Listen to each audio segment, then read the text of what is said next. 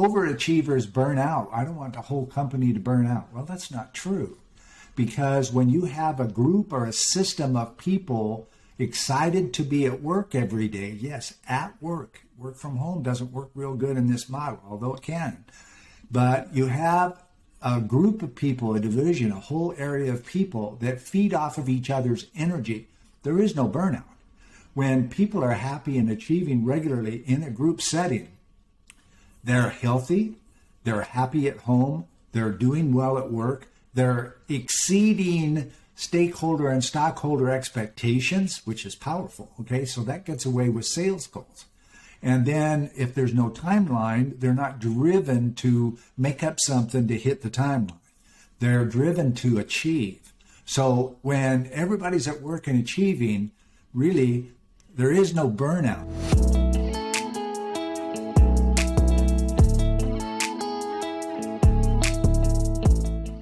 Once upon a time, there were millions of businesses struggling. Every day, they wasted time, effort, and money on repetitive tasks that added no value. One day, the Better Automation podcast by PROCESIO came to help them find a way.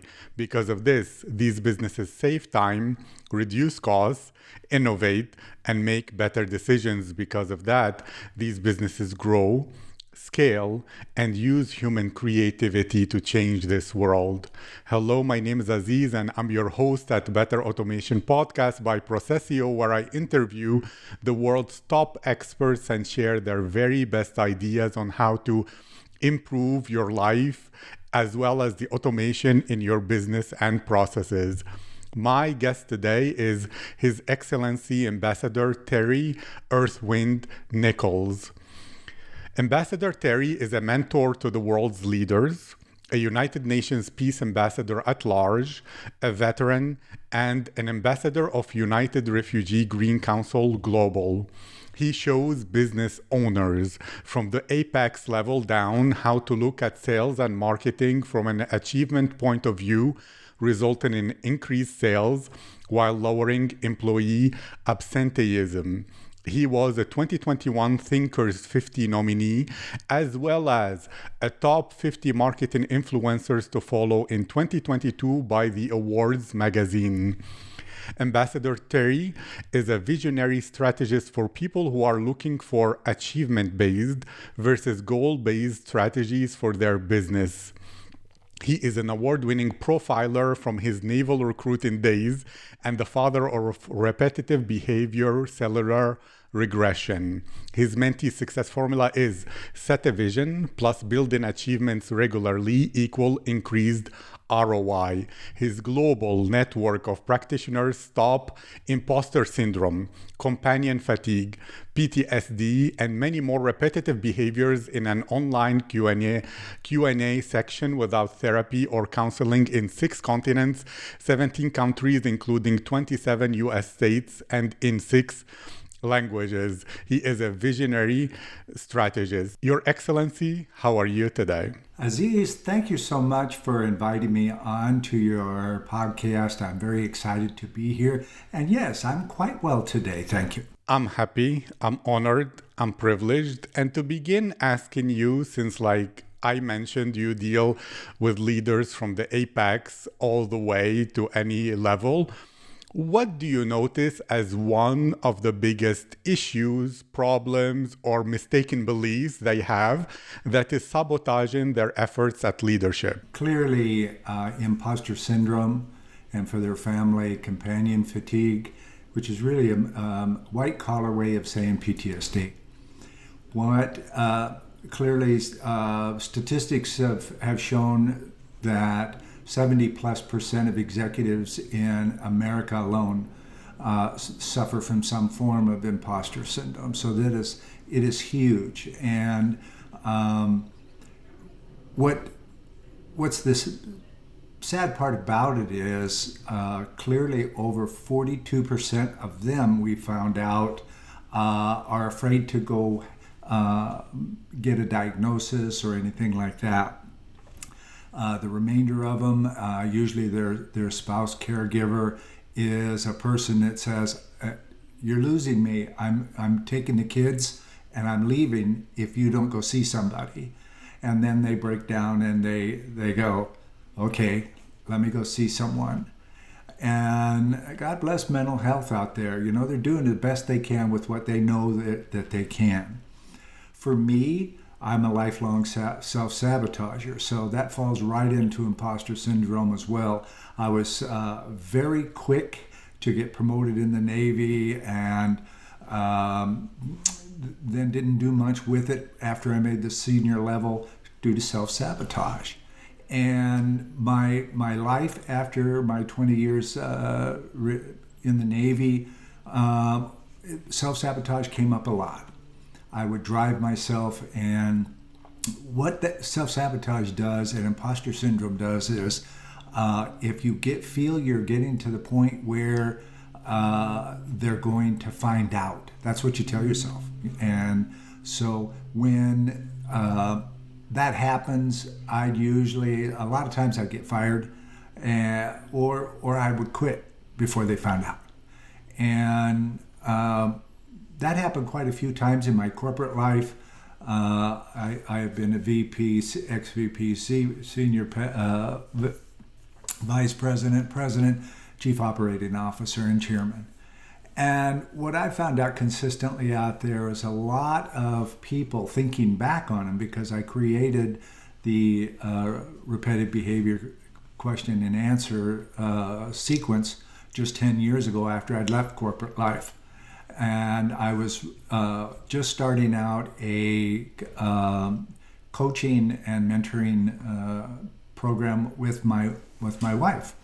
So looking back on that now, a lot of my colleagues suffered from those things, because I know what I'm looking at now and how they acted and those kinds of things. So that is what's really huge. So getting back to your question, that is the background. Getting back to your question, for an international leader, the chairman, the very apex of corporations, they usually start out at a prestigious college. They get their master's from Harvard or Yale or Oxford, and that they don't start at the bottom with an MBA, okay? They start in middle to upper middle management. So they have very little experience working one-to-one with their employees, the hourly people, the people who keep the thing running on a regular basis. And so I educate them and mentor them. I don't really coach them anymore. I don't coach hardly at all. My wife does. But I mentor them on how to connect with the people they're leading. And when they connect as a person one-on-one, the company just changes. There's this metamorphosis. And when my mentees then take on a vision that's not part of their business plan, in America and my international clients, a vision and mission statement is really part of the basic business plan for a successful corporation. Unfortunately, senior management, they don't take that to heart. Rather, they just see it as a couple of paragraphs in the business plan, something for the financial people to look at.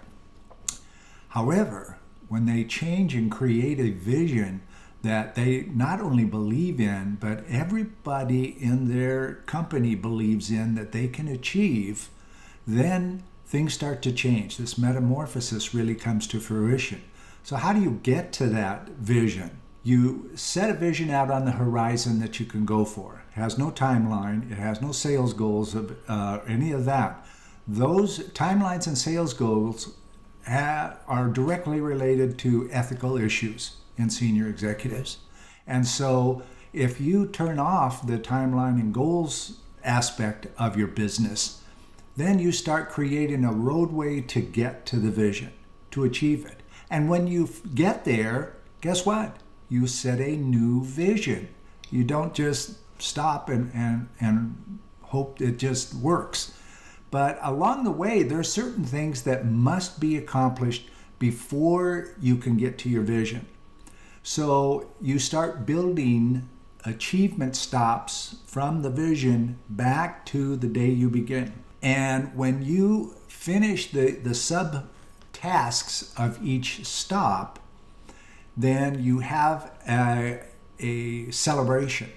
You bring in the company's people and you bring them close to you and you all celebrate this wonderful achievement. Now that can be in financial. I'm working with some financial people right now, so that could be a bank hitting an achievement for that bank, that branch itself.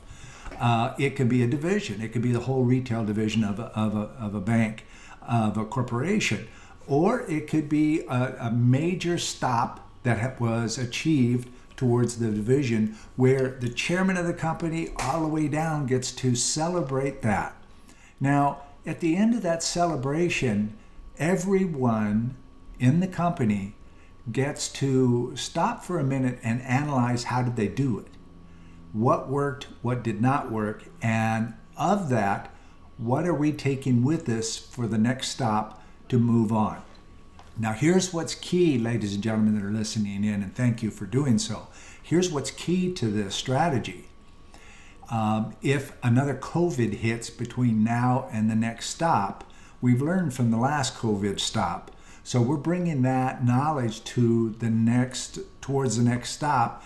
And if we have to shut down operations again because something critical worldwide occurs, we have a whole new mindset to take on this situation. We're no longer thinking what divisions get closed, how many gets laid off.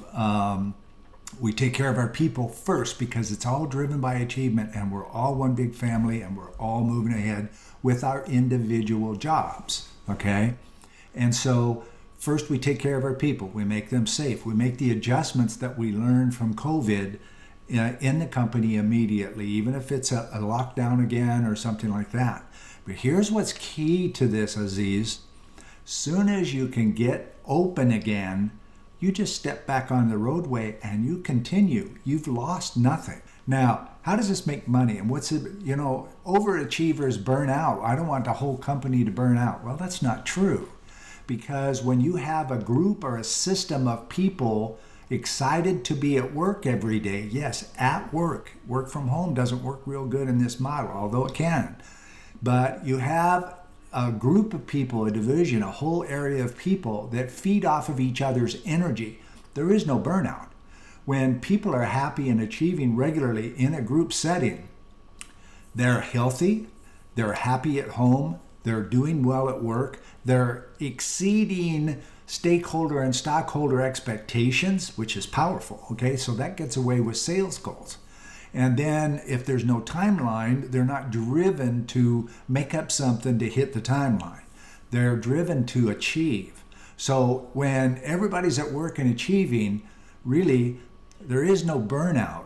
And you ready for this? If there's no burnout, there's nobody leaving the company, because if you're achieving, you're in this magical place, you're not leaving it for nothing. So a lot of different issues that are dealing with the business as a whole internationally today can be addressed. That's kind of a long answer for your question, Aziz. Thank you. So if I heard you correctly, too many people, whether executives or not, it seems to be part of the human condition, suffer from the imposter syndrome. And it seems to me it happens whenever people are outside their comfort zone. They will self-sabotage in order to return to that smaller, comfortable zone, which stops their achievement, because they don't realize the longer they stay outside their comfort zone, the more they can expand, the more they can learn, the more they can contribute, and therefore they take it as a sign they'll get found out, while in reality it's a sign is the growing pain that comes with being out. And specifically for top-level leaders, they graduate from prestigious universities, they don't have much interaction with the day-to-day people, the salaried wage workers, etc. And therefore, one of your recommendations is to sit down with them, to connect with them, to understand their heart, which is key to you, the two parts of your model, the vision, which is creating a long-term kind of horizon that people are working towards rather than a specific goal. And it needs to be electrifying, not one of those corporate speak 3 sentences or whatever that are on the business plan.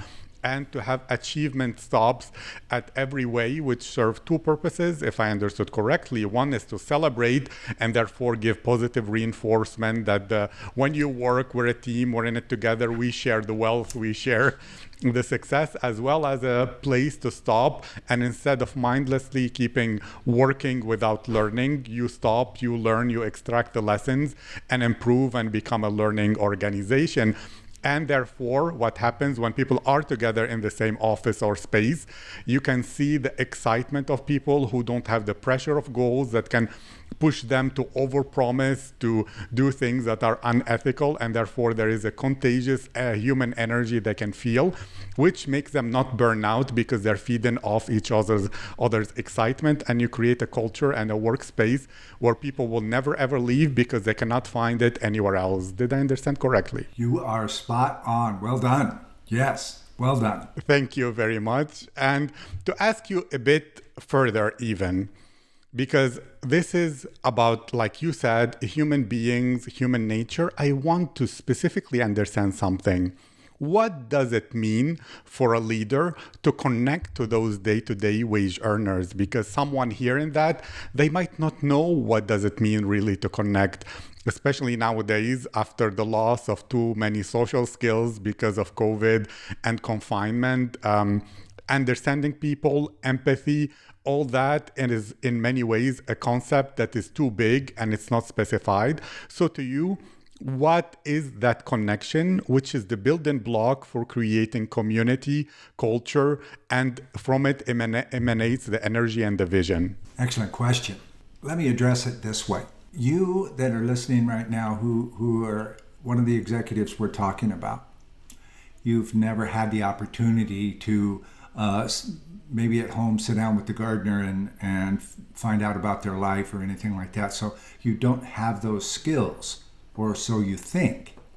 However, when you join the country club or your downtown club or your men's club or your women's association of senior executives, what did you do?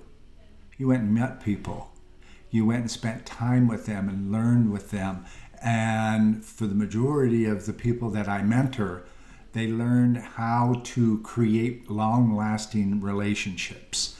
And for all of the people that I have worked with who reached the very top of their industry, they have the same friends as the friendships they gained in college and post-grad, but also the wonderful friends that they used to play golf with when they were both senior vice presidents someplace. They are now heading up other corporations or whatever. They're still best friends. Their relationships don't end for the most part, okay? So Sir Richard Branson, I follow him because he's such an excellent example of connecting to your people. Right now, he's expanding. While everybody else is trying to figure out how to get people to the office, people thrive to the office because they never know if he's going to walk in, say hi to them, sit down and have a cup of coffee with them. Because he has this mindset that everyone has a job in the corporation, okay? And because he's at the top of the job, it's just different than the person that's cleaning the staterooms in his new cruise lines. It's just different. It's not lower people. And so the mindset of the connection of the human factor of your employees and staff, you can bring this to the club even, is touching them in a relationship situation. You don't have to make them your best friends, but you can make them feel valued, and by feeling valued, their home life is better. Just like I explained before, when you're healthy and thriving, you don't burn out and you sure don't leave the company. And when this atmosphere takes place, your EBIT line, earnings before interest, taxation, whatever your financial baseline is, raises. There's I love banks because they have an excellent example of a corporation, and that is the bank teller that you drive up and get deposits from or whatever you're doing at the drive up branch window has as much input in the future of the corporation as the executive vice president of mergers and acquisitions. And here's why. That person has a brain. And when you excite that brain to expand and to really put something together, they see and think of things that everyone else doesn't think about. They can come up with cost-saving ideas that corporation-wide could mean millions of dollars. They can come up with new revenue streams that can support the branch and the company when the next COVID happens, because let's say the next COVID happens and it's worse than what we have now. It is possible. So let's say that happens. Rather than close that branch and lose all that talent, perhaps you restructure the branch and train the people to close the front door so they're not taking live interaction, and make it a mortgage services place, and collaborate with the other banks in the area to support people so they can keep their homes. And the bank branches are collaborative, so they become an active participant in their communities. The shift there is profound, ladies and gentlemen. Great question, follow-up question, Aziz. Thank you. It reminds me of Kaizen, which is the Japanese movement for continuous improvement, because every person has the task of improving their workflow and the work they do by one thing every time or whenever possible. And therefore, it's not like every person has an important role and every person contributes to the change and improvement and growth of the company. And therefore, to ask you something very specific, because the audience for this podcast are COOs and CEOs who are interested in change management, digital transformation, and automation, to concretely put your method of achievement orientation rather than being goal-based. Let's say there is a company, the things that they have been doing so far won't take them to the next level, and therefore they need to change things. They need to change the processes, optimizing them. They need to add new technologies. They need to involve automations. How can they go about that while still putting people first, not demoralizing people or creating resistance from a feeling of top-down, forced over them kind of change? I have an excellent place to start, and it's available in an ebook. It's my brand new book called Consortium: Business Model for the 21st Century. Everything that I'm talking about is in this very quick read that you can grab while you're stuck in traffic in the back of the executive sedan on the way home. And it outlines how to put this new business model together. And it gives you ideas on how to Bank of America on one corner and Wells Fargo across the street, the two managers to get together and start collaborating on how best to serve the community. Everything that I've spoke about today is available. Certainly you contact me. My consortium model is, we consult with corporations. We have a 3-year program that we help them with. Doesn't matter if they're a top 10 bank in the world. There's a change here, and that change, for you to thrive in the future and to continue to grow, you're going to have to make some big changes, and this will help you do that. Thank you so much. This is really good. And I remember even in your introduction that a big part of what you help businesses with is their marketing and sales. Do you have a different perspective on how marketing and sales should be conducted? And what kinds of things can people expect with your help to change or achieve or add to their businesses? In January, I was very surprised by receiving the award as number 17 of the top 50 marketing influencers to follow in 2022. Here's why my success and my mentees gain the same success. I am at live, at need, I come up with marketing programs that are relative to the customer who's spending the dollar. The person that's pulling out that credit card or debit card and buying your service or product. What do they want? What do they need? And how do you contact them? How do you interconnect with them? Social media for the COO or the CEO or chairman of an international corporation is just as important to monitor as your marketing team, okay, who live in social media if they're real good. Here's the key.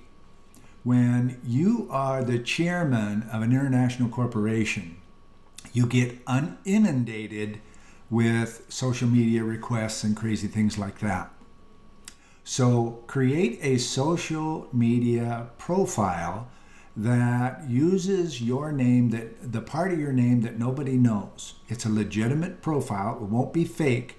And it allows you to go out and just be a local person and see what people are doing, how they're doing it, what are their issues, and how can you help them. And from that, you go back to your chief's board, what I call the chief's board, the very chief executive officers and chief of the corporation, and you say, here's what I've learned lately. What are you guys doing? And they should be doing the same thing, so that you keep your finger on the pulse of the company and your product. Because every time as a leader or any member of a corporation, hey, Terry, what do? You tell them what you do with full respect. It doesn't matter if they're washing your car or you're playing golf at the country club. The same respect, because you're sending a message to your intended target market, not the person you're speaking to. Now, if it directly relates to the people that you're talking to at the moment, great. But if it doesn't, they may have an uncle. One of my other books, Profiling for Profit, I talk about the guy who washed my car at one of my key customers' building. And he asked me what I did one day, and I gave him a full and complete answer and my business card. 5 days later, his uncle, who was the executive vice president for Midwest of Wells Fargo, called me, and through that connection with that kid washing the car, I had a new, amazing client that stayed with me for years until he retired. So there is a reason for you to send a message instead of just telling people what you do, okay? What do I do? Well, I talk about peace a lot, okay? But there's people out there looking for me, and I give that person, what do you do? The response, more or less what Aziz did at the beginning of this. It's very important. Thank you. That's very beautifully said. Some people will say, I'm an executive. I don't have all that time to do things that can't scale like that. Of course, they're important and they should be a priority.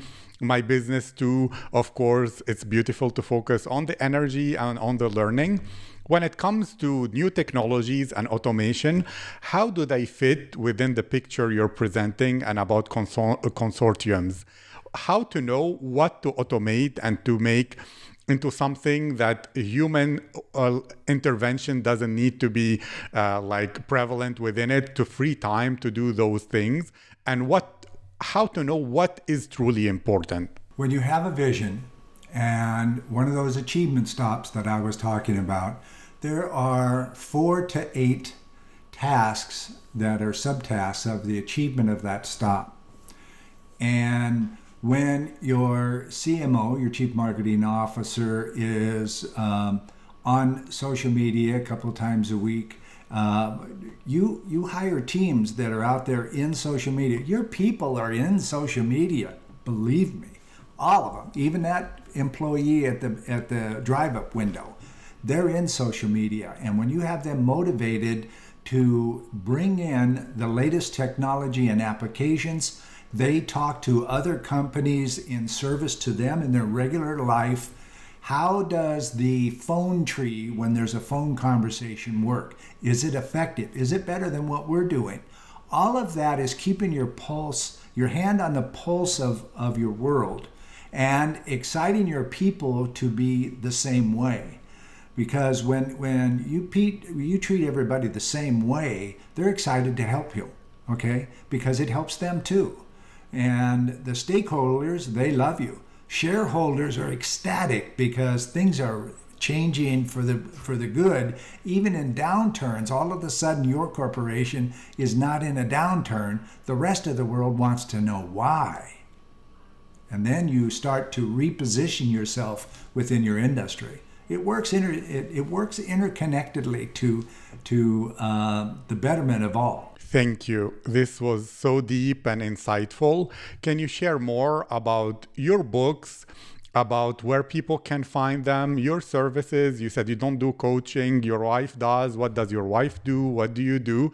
So that people, I know I mentioned it, but more for someone who's excited right now to learn more, to contact you.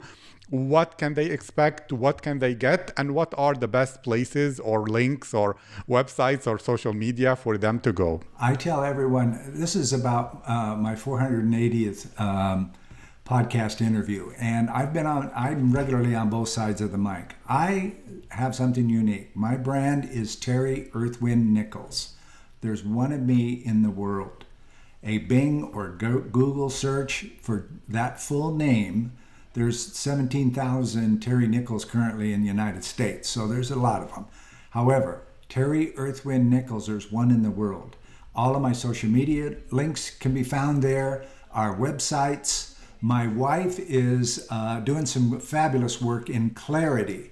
When I take on a mentee, I have her spend an hour with him to really get clear, or her, to really get clear on what it is that they are looking at going forward. She's also on her 23rd book herself. I have 8 books. And she coaches people on various aspects of their business and website, brand, a lot of that. But she also has a unique way of coaching them through self-publishing a book in 30 days, which is pretty amazing. Now, is it a book of 500 or 600 pages? No, 100, 150 pages, just small things. That's powerful. Now, when you go to Amazon, everything that I do is on Amazon. So all 8 of my books are available in print, in multiple sites around, and it's selling internationally. So all of my 8 books are in print, and all of them are ebooks. The consortium and the profiling for profit, I highly recommend. All of my mentees have them on their phone in their Kindle, okay, so that they can use them for regular reference. So that's the big things. Terry Earthwind Nichols, and you find out my YouTube, my videos, my media, everything. Thinkers 360 recently acknowledged me as a top 10 thought leader worldwide. And that's an excellent source for you if you're looking for speakers for your events and things like that. I'm listed there as well.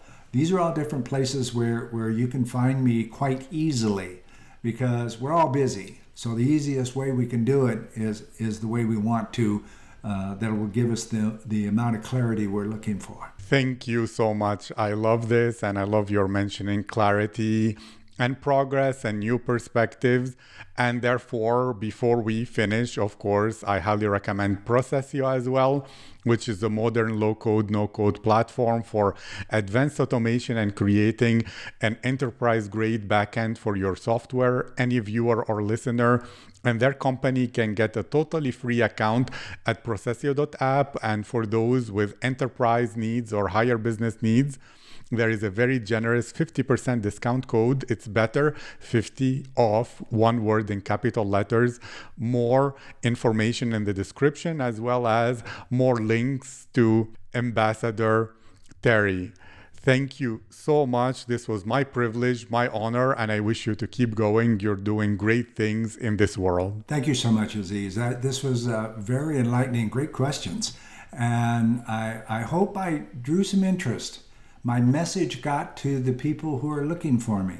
as I mentioned before. This is all about message, not content. 100%. Thank you again.